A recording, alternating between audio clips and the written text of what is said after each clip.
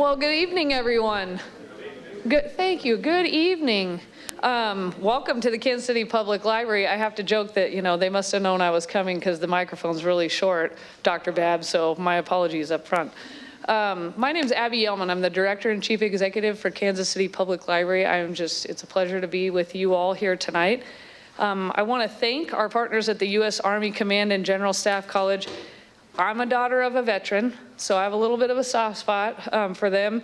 And I'm also especially proud of the long-standing partnership that I've learned. I've been here about a year, but kind of hearing, our partnership with the Command and General College dates back about 18 years that we've been nurturing that together. So it's a great point of pride for the library and our team here. So thank you for that. I was recently blessed with a tour by the Command and General staff at Fort Leavenworth, and the visit, again, I'm a daughter of a veteran, I value those things, but it was a really cool thing because I didn't know much about the history of Fort Leavenworth, and just getting to walk around the grounds and experiencing the rich history on the base, and then also learning about monuments and memorials I didn't know existed there. The Buffalo Soldiers, 6888, if anybody read the book or watched the movie, but also the amazing human beings that have come through the Command and General College. And I was a history undergrad, I love history. So learning about, General MacArthur, our President Eisenhower, Patton and Powell. There's just so many amazing people that have come through the Command and General College. And I want to do a plug for them. Civilians can go on the base. A lot of people know that, some people don't. You do have to go through a little process to get a visitor badge, or a visitor pass.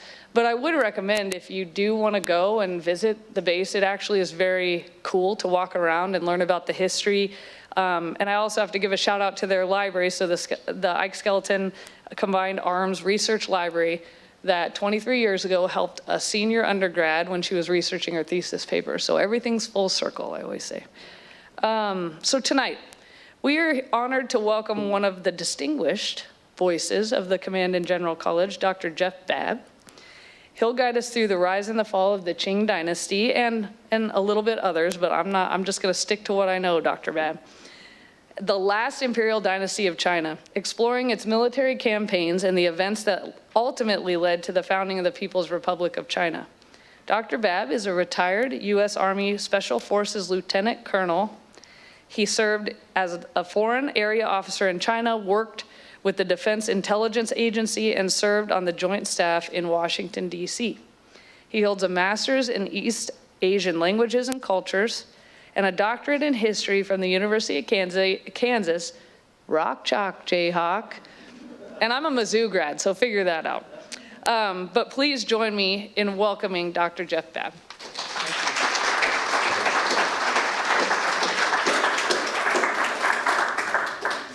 All right, hold on tight. You're going to get 2 semesters of Chinese history. First semester is going to be ancient and dynastic, and then you're going to get the Civil War. And then we're going to finally talk about Xi Jinping and China today. And on the last slide, I'm going to try to show you how the past is prologue, how what you see going on to China has precedence from this long past. Up, hit it twice, goes twice. All right. So this ought to tell you how bad it's going to be for you. And it's actually worse than it looks. I'm going to start about 2000 BC. And then, so 221 BC, that's like recent times in China. And this is what I'm going to cover, and at the end, hopefully we can have a bit of a question and answer on anything that you want to talk about. And if I don't know the answer, I'll certainly tell you. This is King Yu of the Xia dynasty, living somewhere around 2000 BC. And that's Xi, in a slightly different uniform, a few years later.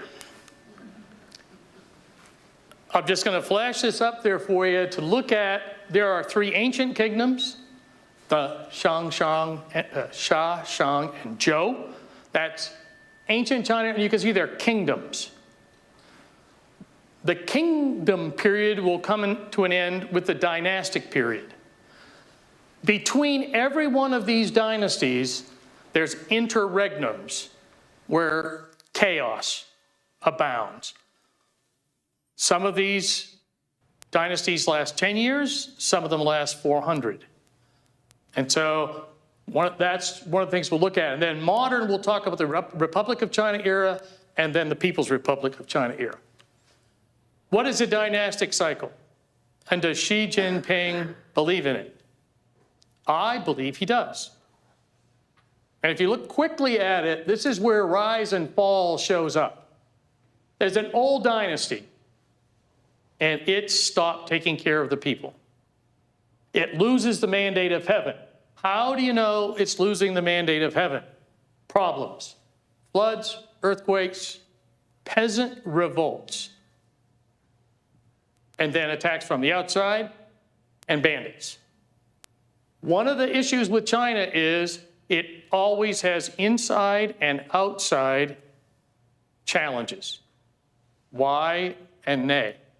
And then you get a new dynasty. And the new dynasty rebuilds, protects people, takes care of them until it doesn't. And then it changes. So let's get into the ancient and dynastic. There are 7 kingdoms in the Warring States period. In an early class that I had at KU, going way back, there were 1,000 kingdoms, and they slowly coalesced over time. But this famous period of the Warring States is these 7. And the very important thing to look at is what's China. When you look at a map of China today, this is not your map. China is the land of the Yellow River and the Yangtze River. There's a Han, there's a Huai, but this is the Yangtze River. So this is Shanghai out where it's about south of Wu. So China is north of the Yangtze River and generally south of the Yellow River. They built the wall, and there's no one wall, there are walls. They weren't connected until quite late. And what you see now is mostly put back together again for tourists. So what happens? Series of military campaigns over a decade. The Qin win. Who knew? This is Qing Shi Huangdi. He is the first emperor of China. You see him on a lot of television programs because he's a pretty interesting guy. If you go to Xi'an, you can visit part of the underground army that he built. That's the terracotta army builder, okay? And again, it's a short dynasty. It's followed by the Han. The Han are probably best known for this horse. This is the Han horse. Horses are unbelievably important to the defense of China. The only place that really had good horses and plentiful numbers was to the north, where the Xiongnu are. The Xiongnu will break up into pieces, and they'll come back later as Mongols, and they'll come back later again as the Dzungars. The northern steppe, which stretches from the Pacific basically to Kiev, is where these northern barbarians lived. And the Chinese tried to keep them out. You also see Vietnam, Laos, Cambodia, that area. It was kingdoms. Key things then are this dynasty lasts 400 years, but it gets broken up into Eastern Han and Western Han, and it has internal problems.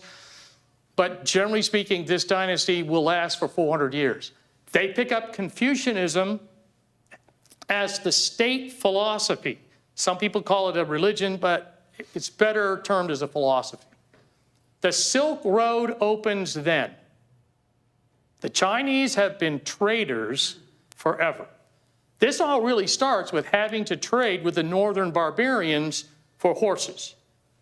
And it also happens that they have silk, and silk is wanted globally. In 100 AD, Chinese silk is going down into India to get on boats that will eventually make its way back to the Mediterranean and into Rome. And so silk is the primary trading good for China for decades, for centuries. Okay? Now, if you are Vietnam, or you are Mongolia, or you are Korea, or you're some of the folks living out past the Western protectorates, you're always having to worry about being brought under Chinese control, because they needed these buffers against these barbarians. The Tang, another horse. Tang is most known for trade. So the Han were known to be a bit warlike, but the horse here, and if you go to the Nelson Gallery that has one of the best collections of Chinese art in America, you'll see a wonderful set of Tang ceramics. The horse for the military, the camel generally for carrying goods over the Silk Road. Notice on here, excuse me, the term protectorate. The Chinese expend an amazing amount of effort, money, and time to secure the trade routes. So that's what those protectorates are. Those are Chinese military who are given the mission to protect the trade routes going east. And you'll see this. So you can see different commanderies. The Chinese are used to having their military support their economic ways, I guess the best way to put it. They support trade. They can be expected to support trade. All of this stuff that I'm telling you is going to come back up again on the next to the last slide. So, period of great stability through military power. But it is a cosmopolitan golden age. Whatever religion, whatever culture, if you got something to add, the Tang are bringing you in. Now, if you are not trying to be part of this safe and secure trading area, watch out, because the Tang certainly will use their military when they need to. And then we get the Mongols. This is the first of the foreign dynasties. Okay? And you can see here, it's the Mongol Empire of Genghis Khan. And the great Khanate of the Khanate of the Great Khan, which will become the Yuan dynasty, is most of what you saw on the map of China. But the Chagatai Khanate, it takes the West. And oh, by the West, at this point in time, is Muslim. So they're running up against the Muslim states. Baghdad, Acre, all the way to the Med, and then the Golden Horde. Now, the Golden Hordes are the ones that are going to make the Russians feel bad. As a matter of fact, everybody else around, you can see Moscow and Kiev. So this map shows you then the extent of the Mongol Empire, largest contiguous land empire in history. It's not Chinese. It's barbarian. But once they take China, China civilizes them, assimilates them, and the Mongols are smart enough to know to run China, you need to leave the Chinese in charge. And that's another piece that's going to show up throughout history. So the Yuan dynasty will start with Kublai Khan, and he will be named the Emperor Shi. Then the Ming. The Ming, because it's the most recent of the Han dynasties. So the Mongols will be defeated by the Ming. And so the Ming dynasty, again, most famous for their white and blue pottery, wonderfully copied by the Dutch, so everybody can buy it. But this character here is one of the peasants. So when you look at the Chinese and you say it's all these elites in Beijing, they look back in history, they see they're only one peasant uprising away from the end of their rule. And I would argue I will argue that the Chinese government today is scared to death of its own people, and its job is to take care of them, and I'll show you what is important. They'll normally start off, though, as autocratic as they need to be to stay in charge. Again, it was an economic and cultural center with significant achievements. The biggest achievement, one could argue, is this one. At this time, the Chinese had the largest naval fleet in history, and it was made up both of military ships and especially big trading ships. There's a bit of disagreement about exactly why they did it and how they did it. This guy, Zheng He, is actually a young Muslim that was captured down in southwestern China and was a bright young man and got picked up by the prince, who would eventually be the emperor. Now, he was going to hang around the palace, so he had to become a eunuch, but he'd be a rich eunuch. He'd be a rich Muslim eunuch. But the 7 voyages of Zheng He should remind you of the Belt and Road of today. It had the same thing we have today. Is the Belt and Road Initiative economic only? Is it also diplomatic? Is it also military? Is it also informational? Is it to show the world how China is the center of civilization? And they will begin tributary relationships along this route. It is the last Han dynasty. And it will collapse like a lot of others do, with, in this case, a peasant uprising that the smart Manchus use against the late Han. So we'll now talk about the rise and fall of the Qing and finally get to what I was supposed to talk about. So the most famous battle is the Battle of Shanhai Pass. And it's literally mountain, sea, pass.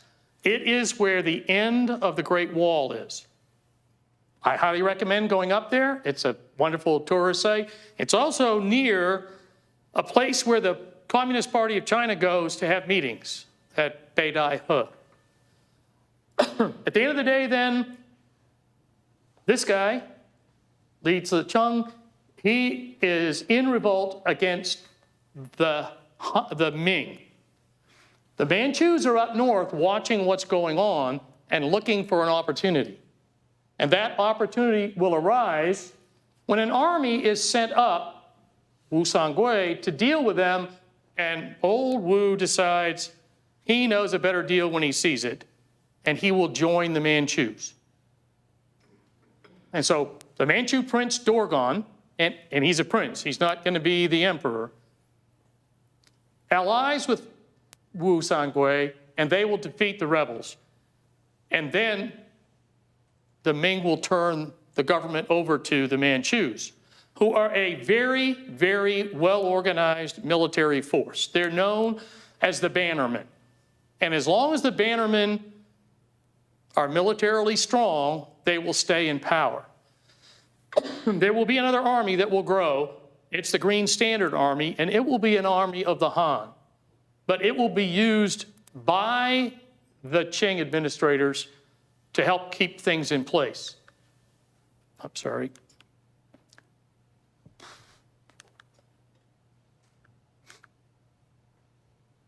All right, so let me go back one again. All right, so this will be the beginning of the Ming. A harbinger of what's to come is an internal revolt, the White Lotus Rebellion. Now, when you look at Chinese history, there's dozens of these. There are peasant uprisings all over the place all the time. And they're normally some sort of millenarian group that comes up with some idea of Buddhism, Taoism, other practices slung together. Some of them will be very, very powerful. When you have corruption, so you have 1644, there's a new dynasty. And so 150 years later, it's begin to decay. The dynastic cycle is coming towards the bottom. It's starting to decay. Decay is corruption. You're looking at the most corrupt Chinese person potentially in history. Okay? He Shan. Okay? So old He is sent out to take care of this little revolt and absconds with most of the money, doesn't pay the soldiers he's supposed to be paying, and they don't get their money's worth fighting the guerrillas. And so you can see that it goes on for a decade until finally He Shan is sent out of the way, a decent army is put back together again, and they eventually put it down. But it's just like most insurgencies, they're never really extinguished. There's always an ember somewhere. And the Chinese Qing Dynasty will keep dealing with these embers. So their ideology I've already talked about. And again, they'll be different. And I'm going to show you a different one. Great art from it, though. I mean, wonderful female guerrilla horsemen in the fight. Then the foreigners show up. Now, the foreigners will show up early. First, you have the Dutch East India Company, then the British East India Company. They're in Indonesia, they're in India, but they're all trading. And the Dutch and the Portuguese get to Taiwan, name it Formosa. And they'll also be in Macau. And the Dutch will be in Japan. So if you've watched Shogun, you've seen the Dutch. So all the European powers are beginning to come in. And they have a technological advantage. The Chinese, after the voyages of Zheng He, essentially beach their fleet. And they have built an internal canal, the Grand Canal, and they stay off the coast. Because the coast is mostly controlled by Japanese pirates. And so they haven't had a navy since the 1400s. And they didn't think they needed one. So 1793, a Brit guy shows up named McCartney, refuses to kowtow to the emperor. The emperor says, no, I'm controlling trade in this country. And so for about 40 years, that works. And then finally, the silver is all gone. And the Brits have decided we're changing the game. And so the Brits will basically come in. Actually, it's really strange. The Brits initially try to stop the illegal trade of opium into China. But then the Chinese send down Minister Lin, and Minister Lin doesn't negotiate. Minister Lin orders the opium to be dumped into the Pearl River. Well, it's British opium. No, it's company opium. No, it's the Queen's opium. And this is an opportunity for China to be opened up to the West for trade. So at the end of the day, that's what happens. I put this map up here because this is the extent of military operations by the British between 1839 and 1842 when they sign a treaty. They can move wherever they want, they can hit wherever they want, and they do. And it finally brings the Beijing government, when you could see, they can look 100 miles towards the coast and see the Brits. And they've seen what they've done in Shanghai, they've seen what they've done off of Fujian, they've seen what they've done, and every time it's been a loss. So it's a humiliating loss. It is the first major humiliating loss from an external force in the 100 years of humiliation, century of humiliation. So, Treaty of Nanking is the first of the unequal treaties. Hong Kong is ceded in perpetuity to the British. And then they get a 99-year lease on the new territories. There's a whole nother long story we can have in question and answer about why the Brits left Hong Kong in 97. And part of it is Hong Kong was given away because it's an uninhabitable rock. Without what's north of Hong Kong Island to feed people and to have water, it's pretty much an unlivable rock. At the end of the day then, think I covered the key things that are on here. Actually, the Chinese do pretty well on land. Oops, back we go again. All right.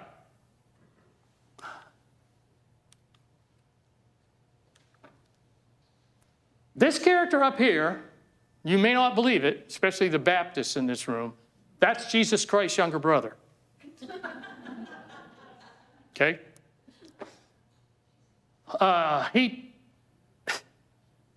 Mr. Hong takes the civil service exam multiple times, fails it multiple times, may have had a nervous breakdown, and when he woke up, he had been reading Baptist tracts from the missionaries coming out of Hong Kong, and he believed he was Jesus Christ's younger brother. And it was his job to Christianize China. At first, it's like, hey, this is good, until he starts rewriting the Bible, sinicizing it, and calling himself Jesus Christ's younger brother, and that didn't work so well. 30 million dead later, okay, may have been the most brutal war, civil war in China, and maybe the most lethal civil war in history. Not all killed, swords, spears, and arrows. It's starving to death. Because the Chinese are only one meal, one bad season away from starving to death. So at the end of the day, Taiping Rebellion, you can see that it lasts for almost 15 years. It nearly toppled the government in Beijing. They went up to Beijing. They were on the outskirts when they were defeated. Again, their top general is a former blacksmith. And Hong himself basically sticks with the governance and the social aspects. So he founded the Kingdom of Heavenly Peace, and it wasn't very peaceful. Radical social reforms, he is mentioned in Mao's military writings, in Mao on Guerrilla War, translated by Samuel B. Griffith. This is a model. Religion is one of the most potent ways for any revolutionary force to grow and maintain itself. And so Mao was aware of this. He will start down here in Guangxi and also get people from Guangdong. And it's like, how can these peasants put together? Well, the Qing don't trust the Han, so they don't allow the Han to have big, powerful armies, and they basically have National Guard outposts that the Bannermen, the Mongol Bannermen, believe that they can reinforce in time of troubles. The trouble is, the Bannermen have been getting weaker and weaker over time because they've been sitting around the soft life up north. So what happens is, what the rebels do is they never attack something smaller. So 100 will attack 10 and take the 10's weapons. And then 1,000 rebels will attack 100, take their weapons. And then 10,000 rebels will attack 1,000, beat them and take their weapons. And by the time they get to Nanjing, Beijing has finally figured out, maybe we have a problem here. They will hire Western mercenaries, and in the middle of this,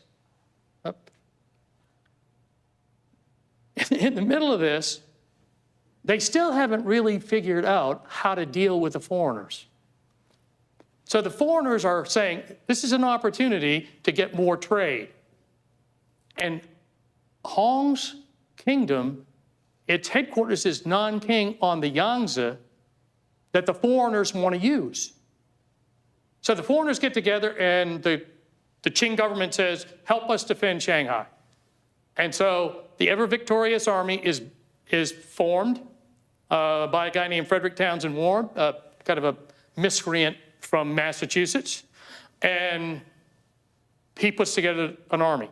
He will be mortally wounded, wearing the robes of a brigadier general equivalent in the Chinese army. He'll be replaced by Gordon, Chinese Gordon, who will later become Gordon of Khartoum and not make it out of Sudan.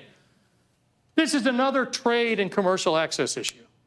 The Chinese are trying to control their trade, and then they just are not militarily strong enough to do it.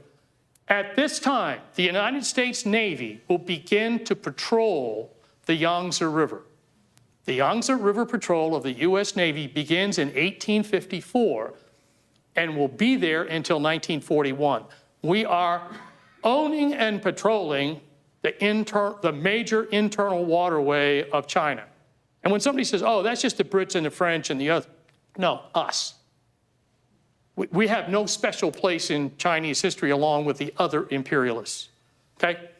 So at the end of the day, then they look north and they go, maybe we can make a deal with the Russians and we can split the Brits, the Americans, the French. Well, what have we got? Well, we got this useless mess up in the northeast. This is Vladivostok. This is Manchuria. This is northern Manchuria. You can see where Sakhalin Island is. In 2 treaties, the Chinese cede these territories to the Russians, who still own them today. Now, the Chinese right now want Taiwan back.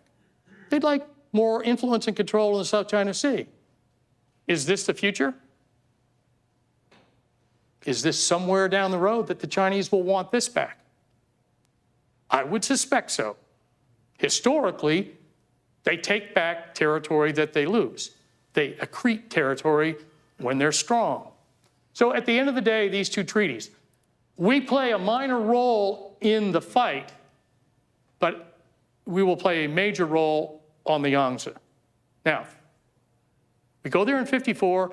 If you watch Steve McQueen in Sand Pebbles, you'll see that's the Yangtze River Patrol 80 years later.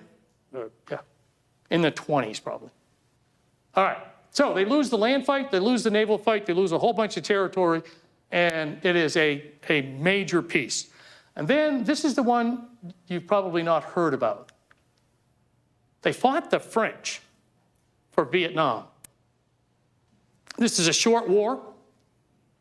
The Chinese actually do pretty well on land. They have had a self-strengthening movement that started in the 1860s, and they built 2 pretty good fleets of modern naval craft. The Brits help them. We provide armaments. The trouble is corruption causes real problems. And a land sailor ain't worth a damn. Sailors come from long history as sailors. You don't just put a guy on a boat and say, charge. They hadn't been a sea power, they weren't a sea power. They had all kinds of small boats on their rivers, but they weren't a sea power. That is a big question for today as well that we can deal with. So at the end of the day, the French win, and they actually put land forces on Taiwan, and the Japanese are paying attention. Because the Japanese, after 1854, had opened up, and after 1868 had begun the Meiji Restoration, and they're looking for their land grabs. Okay? Britain took this opportunity to take Burma. And so China lost the tributaries to the south, Vietnam and Burma. You can see they're losing territory to foreign powers, something they're not ever going to forget. Then it's worse than we thought.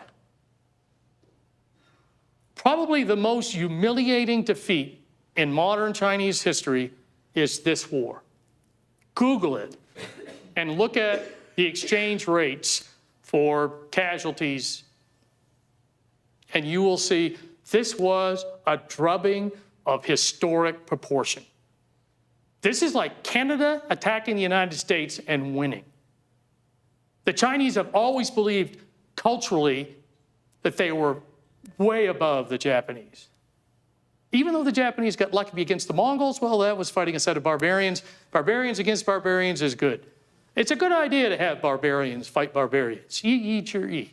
Use barbarians to fight barbarians. So, in this case, there's a big surprise. And the surprise is a decisive shift in the balance of power. Japan is on the rise. Treaty of Momonoseki gives them Korea and Taiwan. Taiwan becomes part of Japan's overseas territories in 1895. A problem that might still be with us. It also springs the Japanese-Russian competition. Okay? And you can see why it might. The key port is on here at Dalian. The other name for it is Port Arthur. The Chinese have to cede Port Arthur to the Japanese. And then the French, Germans, and Russians say, no, you can't do that. Just give them some money. And Russia leases Dalian. And the war between the Chinese and the Japanese and the Russians is on. And we'll see that in 1904-05, but that's not China. In the meantime, there is the Boxer Rebellion. I believe the Chinese call it the Eight-Nation Invasion of China. The Empress Dowager is,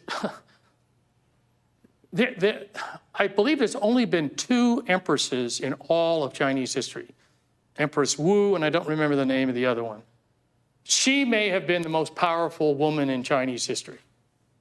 She sees the Boxers, another rebel group with a real desire for a better life. It's mostly caused by the floods and famine along the Yellow River basin. And the young men are unemployed, they have nothing to do, and they join the Boxers. And then somebody tells them, if you believe hard enough, you will not be cleaved by an edged weapon, and if you really believe, you'll even be able to ward off bullets. So when the guy beside you goes down with a bullet, you just go, you should have prayed harder, dude. Okay, it's kind of a brilliant strategy. She sees them winning, and she commits the imperial army against the foreigners. So 300,000 Boxers, 90,000 imperial troops, and you got 500 or 600 people in the legations. And over the next 55 days, 26,000 foreigners are going to show up, defeat all of those Chinese, take the city of Beijing, and then bring another 25,000 in. And we ain't leaving now. It's not just the Navy floating around on boats in the Yangtze. The United States Army will not leave Beijing until 1937. We occupy for the next nearly 40 years. And the Chinese have to pay an indemnity. Now, on the other side, we will take our portion of the indemnity and pay for Chinese students to come to the United States to go to college, and that makes us feel good. At the end of the day, then, she dresses up like a peasant, which must have really pissed her off, and left. And she left, I think, Prince Kung to do the negotiation. And he did the best he could with what he had, but it was essentially the complete defeat. It's now only going to be a decade before dynastic China collapses. So we'll now get into rebellion, warlords, civil wars. Okay, 1911 revolution, there's nothing revolutionary about it, it's a collapse. It just happens by mistake one day in Wuhan. Who will come out of it? Sun Yat-sen and Yuan Shikai. Sun Yat-sen will be like the interim head of China, and then Yuan will kind of tap him on the shoulder and say, how big's your army? And he goes, whoa, don't have one. I do. So Yuan will take over, and he'll lead China for about 4 years. So 2,000 years of dynastic rule ends, and these two figures are transition figures. However, Sun Yat-sen will be the founding father of both the Nationalist Party and the Communist Party. Warlords. Warlords are everywhere. I picked out 2 of the most famous. This is, if you control here, you control the Yangtze. Up there, you control Manchuria. In Manchuria, Zhang Zuolin's son, a few years from now, will be part of the mini coup that will kidnap Chiang Kai-shek at Xi'an. Why? Because the Japanese will assassinate him. And so the only thing that the young son wants to do is to get back at the Japanese. So this begins then, when will it end? It ends with Chiang Kai-shek's northern expedition. In the meantime, though, in 21, the Chinese Communist Party will have its first meeting in Shanghai. And you can see, up there you have Sun Yat-sen. And here's Mao. He will be at the first meeting. And then Sun Yat-sen and young Chiang Kai-shek will build an army and a government down here in the south. You can see here another map of warlords. All these little blotches are warlords. And Chiang is now going to be in charge. Sun Yat-sen will die of cancer in 24, and he's left Chiang in charge of the military. He has built a military, and he will begin to use it. This army is built at Whampoa. If you go to Guangzhou, China today, it's easy to go over, and it's a great tourist site to go to Whampoa. At Whampoa, when you go up to Chiang Kai-shek's office, right next to it is his political commissar, Zhou Enlai. So, Chiang the Magnificent, that America comes to love because he's ours, and he has really got much love for us at all. Pragmatism, not sentimentality, is this guy. And he marries into a very rich family that's also interestingly Chinese, because he marries one Song sister, the other one will be married to Sun Yat-sen, and she will stay a devoted communist her whole life. And they live a long time. So here you can see another look at what Chiang Kai-shek does is move from Canton north, establishes the new capital at Nanjing, and then moves north again. Are all these military victories? No. He buys some off, he cajoles some, he makes some offerings. He is an amazing wheeler and dealer. Babb's opinion is he is a very, very weak military leader. He makes all kinds of mistakes. But I don't want to walk a mile in his shoes because he brought this mess under control. You got to give it to him in terms of his political prowess. So, after the nationalists and the communists are one, they're in that, they've been working together, and in 1927, Chiang Kai-shek says, I'm not working with the communists anymore. Oh, what are you going to do? We're going to have the Shanghai Massacre, and we're going to go massacre essentially all the communist operatives that we could find. Of course, both sides are infiltrated with spies.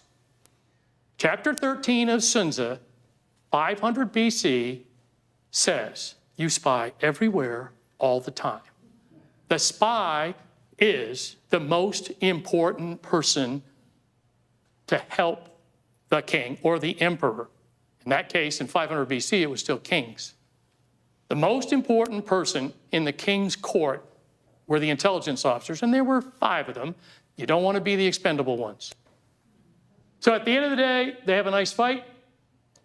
Chiang's forces try 4 times to eradicate the communists in what's called the Jinggang Mountains, which is down to the southeast of Shanghai. And they fail 4 times. And then they go to the blockhouse tactic. And they just build blockhouses, and they box in the communists who have to escape, and they escape on the Long March. So this is the Long March. It's the 5th extermination campaign.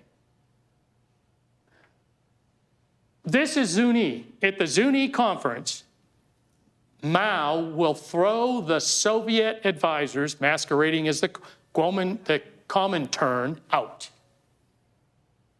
Okay? The Communist International is out because what they're telling him to do won't work. He cannot stand toe-to-toe with Chiang's armies. They're just overwhelmingly large and now better and better armed. So this is the long march. It is nothing but a long retreat. But if this is Columbia, South Carolina, this is Missoula, Montana. And nobody wants to go to Missoula, okay?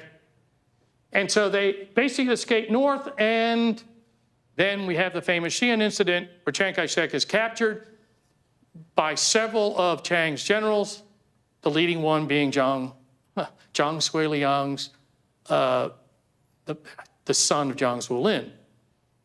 And there's a wonderful fairy tale by the nationalists, and there's a better fairy tale by the communists of what really happened. If you go to Xi'an, and after you've done the Terracotta Warriors, then you can go down to the Spring House, and you can go up on the mountain where he was captured, and there's a nice monument up there to that. Chiang was captured and said, I'll turn you over to Mao unless you agree to stop fighting the communists and we start to fight the Japanese. And I've skipped the Japanese, but the Japanese did some dastardly deeds in China in 1931, in and around Shanghai, and they keep creeping down from Manchuria. Just to make sure you know, Chongqing, Nanking, Shanghai. If you're in Chongqing, the Japanese can't reach you. So the war starts July 37. The Chinese will fight the Japanese alone with just a little Soviet help for over 4 years before we show up. So when we show up, say, hey, we're here to help. That's great. But now what? So it doesn't happen. A great book on it is called Forgotten Allies by Rana Mitter. We have our little war in China. Merrill's Marauders, you'd think that 3 battalions made a difference. Chiang had 5 million men under arms. We got 5,000. Everybody else is either a logistician or an airman. So these two guys will try to negotiate, and it doesn't work. And so civil war will resume. 1946. This is probably the only thing that this distinguished officer ever failed at. George C. Marshall. You can see that's Hurley. He's a congressman from Oklahoma. Then this is a kind of a famous picture that sometimes my officer from Taiwan doesn't believe ever happened. So it's established. We're good to go. The Chinese people have stood up. Chiang is on the island of Taiwan. Now, the rise of communist China. And I'll go through this very quickly. Matter of fact, I'll let you read most of it. We immediately have a war with them. Within a year, the United States and China are at war. We haven't been at war again since. And you might wonder why we did.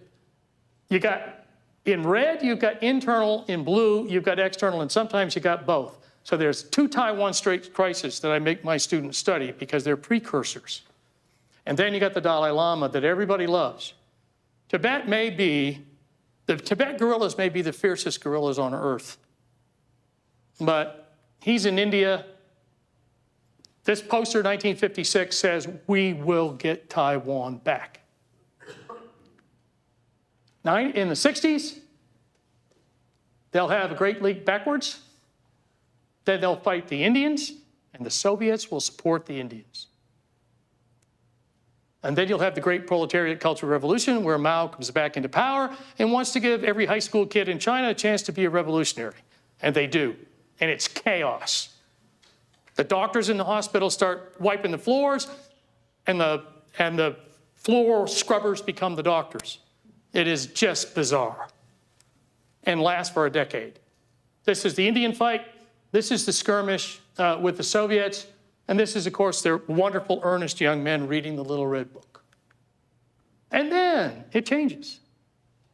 In the middle of one of the most outrageous times in China, the United States decides to make friends with Mao. Why? We need to get out of Vietnam. And we also need a way to put pressure on the Russians.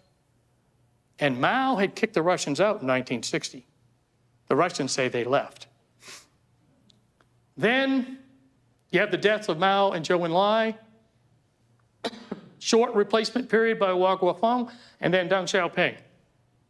And at the end of the day, a big change. And 4 years after we leave Vietnam, China attacks Vietnam to teach little brother a lesson, because their big brother is the Soviet Union. And we are now near allies with the Chinese against the Soviets. Maybe that could happen again. And then this happens. This is the most famous picture. This should be. This happens in '89, 70 years after the May 4th movement. The Chinese are scared to death of the students. So at first they send Zhao Ziyang down, and he talks to the students, and he cries with the students.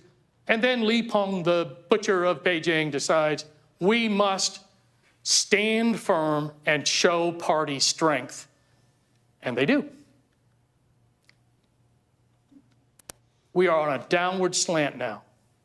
This is the third Taiwan Strait crisis in 95, 96. But China's economic growth now is 10% per year. And it'll last for over 30 years. It's at about 5 now. And our relationship just keeps crashing. This is a nice looking picture, but then there's the EP3, and China, it joins the WTO, and a lot of Americans are not very happy. Then Hu Jintao replaces Jiang Zemin, the Beijing Olympics, and all of a sudden the world knows China is a modern nation that can put on an amazing event.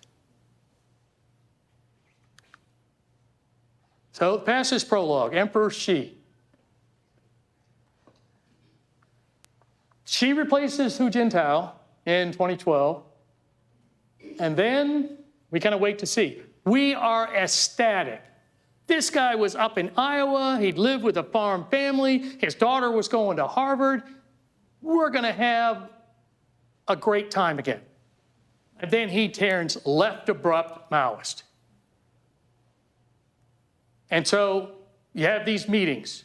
We have all these meetings, and they accomplish nothing. Well, maybe there's something little in there, but I can't figure out what it is. There's just too many underlying difficult issues. China is getting a sense of itself as a modern, powerful nation. It is not about to have any more humiliations. Xi Jinping constantly talks about rejuvenation and basically never reliving the humiliations. We ought to know who we're dealing with by now. So this is my next to the last slide before questions and about where I'm supposed to be. So let me walk you through these, and then I'll go to the question slide, then I'll come back to this so that you can pick on any one of these to ask a question for clarification. Party survival is it. The Communist Party will do anything it needs to do to remain in power. Like every emperor in Chinese history, they will do everything in their power. Their biggest fear has got to be a peasant revel somewhere. Okay? Chaos, corruption, and instability are the indicators. So if you're home watching TV and you start to see that in China, start to stop buying Chinese stocks. Okay? Expansion and control of territories are indicators of strength and power. How do you offset chaos, corruption, and instability? Well, you take places. South China Sea, Taiwan, and make sure what you've got stays secure. Party must maintain the mandate of heaven. The Communist Party of China, over the last 30 years, has made a deal with the people. Stay out of politics, and we'll stay out of your lives. And as long as you don't stand in the middle of Tiananmen Square yelling about down with the Emperor Xi, you're pretty much left alone in China. Now, if you try to start a church, you start to look like home. And nobody wants a new Taiping. So that ain't gonna happen. But for the Christian community. If you want to start a good war in China, that's where it's going to come from. Either that or some millenarian group with another idea. And it bothers the Chinese, which is why they keep religion under control. Xi's political power comes out of the barrel of the gun, both at home and abroad. At home, it's called the People's Armed Police, the PAP. And so there's probably 600,000 PAP, and then every community and every village has its own police forces, and they're constantly watching. So don't make anything, just shut up and make money. Naval power is critical to defend the nation. Remember back to that map of the Opium War? Nobody's going to pen me in like that again, and nobody's going to hit me wherever they want to hit me because I don't have a Navy. Now, some Americans think that their Navy's headed for San Francisco. If they are, it's to go shopping and watch a good football game, okay? It's all about the protection of the nation. It always has internal and external enemies, and I think you've seen that over this history that I've zoomed through. International trade, domestic growth, and stability are intertwined, and they understand that better than we do. You can't sell the most advanced chips to China and then figure out you're losing militarily to them. But we're going to do that. Oh, we might do that. So internally, it's a modern game of Go. Some of you may or may not be familiar with Go. This is a Go board with a globe behind it. The Chinese are going to go global for influence. They're going to put themselves in a position where the only smart thing to do is pretty much what they want to do. It doesn't really have a military piece to it. This is not about taking everybody else's armies. This is about setting up a situation where it just makes sense to do the right thing. And that is what the Chinese wanted to do, set up where our decision-making just makes sense to do the right thing, sell chips. Externally, it's the global game of the warring states. Remember 7 warring states? There's 7 warring states now, sort of. There's the Brits, French, us, Russians. There's Japanese. And there's 2 more out there. And then where's all the good stuff in the world? All the good stuff in the world, the oil's in the Middle East. There's a lot of good stuff down in South America, Latin America. Those are resource sumps, okay? And all you have to do, like Qing Shi did, to get control, is to play those 6 nations off against each other. And then when necessary, go to war against the weaker ones.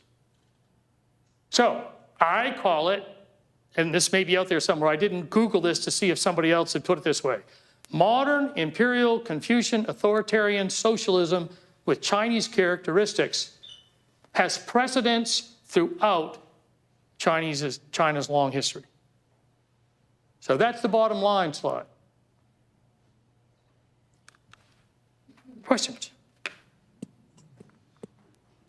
Told you I'd run you through a lot of history in about 50 minutes. Geoff, we have about 10 minutes for questions. I want to start with someone online has asked, were the Qing's naval issues born from the fact that they were traditionally horsebound? Were they fundamentally unable to imagine the importance of a navy? Yeah, the horse cavalry were generally starting the Yuan, then the Manchus. The Chinese were not particularly good cavalrymen. There were some good Muslim units that were good cavalrymen.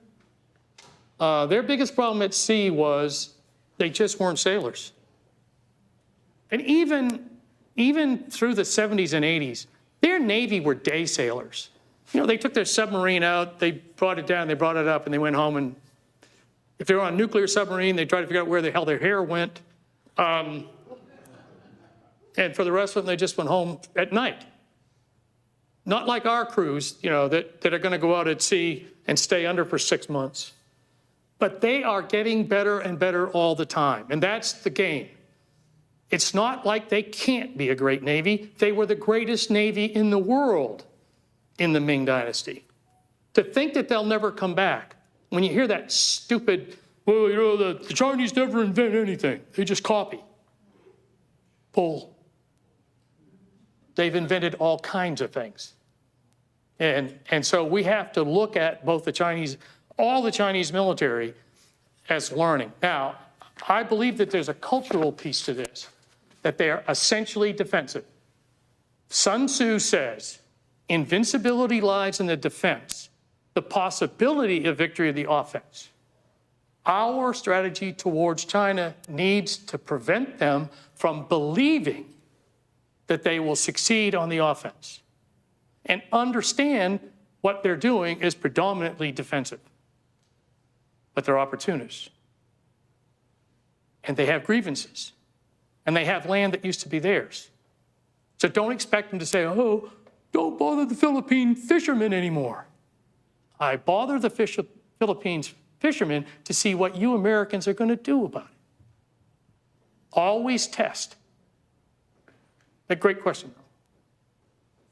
Others? Or if your ultimate strategy is trying to guide the United States against like an actual defense of Taiwan or what have you, because their shipbuilding capacity is like 200 times our shipbuilding capacity, and that just kind of guides us towards just kind of letting them have regional hegemony. Geoff, will you maybe summarize that question so the folks watching at home can hear the question as well as your answer? The current problem in Taiwan, let me misphrase this. Are they trying to see what we'll do? We've kept it ambiguous. We have no treaty with them. That treaty went out of effect in '79. So we have agreed to sell them defensive weapons. At what point will their testing tell them that we're not going to defend Taiwan? And then you have the problem, okay? Over the last 4 or 5 years, Taiwan has woken up. When Mrs. Tsai came into power, she did away with the draft. And their percent of GDP to defense was about 2. But you know what that looks like with our president? You ain't spending 5, I'm not giving you nothing, okay? So they reinstituted a draft, but I still think it's too much of a Boy Scout draft. Bring them in, give them a uniform, parade them around for a while, treat them bad, and maybe try to shoot a little bit, and then they go home. Their model should be Singapore. Singapore has the defense model that they need, which is every male, fit male in Singapore is a soldier from 18 to 60. And that's what Taiwan needed to do. That's what we've been telling them to do, what's called the asymmetric strategy, or sometimes the porcupine strategy. Does that mean that the National Guard people in Singapore? They have like almost 2 active divisions and another 6 that would be National Guard type divisions, yes. And then the reserves that have been retired. Again, Singapore has a nice history too. You know, 60,000 Japanese take Singapore that's being defended by 120,000 Brits. Winston Churchill thought that was the worst the worst debacle in British military history. So the Singaporeans remember what it looked like when the Japanese attacked. Sir. I'm sorry, if you all don't mind, if you would please use the microphones for your questions so that the folks watching at home can hear what you're asking as well as the answer. Thank you. Yeah, I'm probably going to be accused of being sentimental, but as you mentioned, his daughter went to Harvard, and he stayed with a farm family. The governor of Iowa was the bastard of China, and it seems that he has a soft spot for our farmers. Is that just sentimental nonsense? How long did it take him to knock out soybeans? About 2 seconds? Exactly. He ain't sentimental about anything American. Okay, so if you think that's going to solve anything, you're just being sentimental. Yep. Thank you. Go back up to Iowa and hope that maybe the basketball team can defeat KU? Yeah. Sir. This is a little bit of a sidetrack, but do you believe in the premise of the book 1421, the year the Chinese discovered America? I'm not smart enough to know. Sailors go weird places. The Chinese are cyber attacking and cyber infiltrating the United States rather rapidly. Yep. What sort of threat does this represent? All right. When my bosses hear this, they're not like it, so whatever. Another 43 days off won't be bad. They're doing us a favor by attacking us. We're finding out these attacks. We're finding ways against them. In some ways, it couldn't be better for us. Much better than to wake up at Pearl Harbor. So we could have a cyber Pearl Harbor, but like the Chinese said, all warfare is based on deception. It would seem to me if you wanted to deceive, you wouldn't be conducting as much as this as you are. But again, back to the testing piece. And then the other thing, I have no idea what we do to them. But it seems to me a lot of the best companies in the world in the cyber domain are ours. So I don't know where that goes. It's a great question, though, and it really is something that we are looking at. But every time they attack us and we find a way around it, all of our kids get smarter doing it. Geoff, I'm going to wrap up with, we'll do this one, and then I've got two questions from people watching at home that we'll wrap up with. Okay. Go ahead, sir. Yeah. How tenuous do you think the Chinese hold is on the people internally? And we got to figure in their economy as a factor for that. And then externally, they have those grievances, but also fears. They fear the Japanese. They have border problems with Russia and India. So all those things make me think that their hands are sort of tied in a way to go beyond where they are. I totally agree with you. There's a book called The Avoidable War by Ambassador Kevin Rudd. And he is currently the Australian ambassador to the United States. Previous to that, he was the Australian Prime Minister. And in that book, The Avoidable War, his second book is his dissertation from Oxford, which is on Xi Jinping that I'm still in the middle of. But the Avoidable War book, essentially, these are the 10 things that keep Xi Jinping up at night. And most of them are internal. I mean, they still have a massive economic housing problem to fix. They've got overproduction to fix. And the Chinese people, unlike Americans, save. So when anything looks bad, they just save more. So, Xi Jinping's got a lot of problems at home to deal with. Now, this is internals. Excuse me, difficult to quantify, but how would you compare their internal dissension versus ours right now? I think ours is perfect. I think we just live on dissension and splits. If you read anything about after we won the Revolutionary War, it still took us 5 years to get a government together.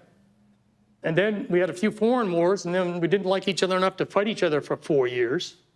We have a two-party system, which means they're always at each other's throat. So I'm a little bit Pollyanna, maybe, that this will hold. Theirs, I mean, if you look at that dynastic cycle, he should be able to see it coming, and he should be able to see when he can no longer prevent it. If he reads history, and he does. So I'd still rather be here than there. Okay. All right, two questions from folks. I'd like to go back to visit again, though. That's probably the saddest thing about right now is the military doesn't travel in there at hardly at all, and then most of the tourism is not. People don't really want to go to China, so because they're reticent. It is an absolutely amazing place to go and visit. And the problem is when somebody says, "Hey, I'm coming to America for a week. Where should I go?" There's just so many places in China that it takes months. Got one more or two more coming? Two more. First up, do the descendants of the Long March, the princelings, have extra privileges that other leaders of the CCP lack? No, they would never do that. Mao gets shown on a horse, and the people walking around him. There's a couple of great little pamphlets on how magnanimous Mao was on the long march to those soldiers around him. But I will tell you this. When Mao was in power and the leadership all live in Beijing in a place called Zhongnanhai, I don't think their Swiss bank accounts were very big. Corruption in China under Mao really wasn't. Okay? It really wasn't. Again, there's a little old lady on every block. And every person has a Danwei card, a unit card. And everybody has a place that they live. And if they're not where they live, they're criminals. Okay? So when somebody walks into an area, they watch them. And if they're not from that area, they call the police to go figure out why the hell he's not there. Now that's changed a lot, but they still have a system where you have to have a permit to live in your different cities, and they haven't done away with that. What they've done is loosen enforcement of it when they need workers to come in, and then they enforce it when they need them to leave. Great. Yeah, sir, one more? All right, last question. What are your thoughts on the film The Last Emperor? I like Peter O'Toole better in Lawrence of Arabia.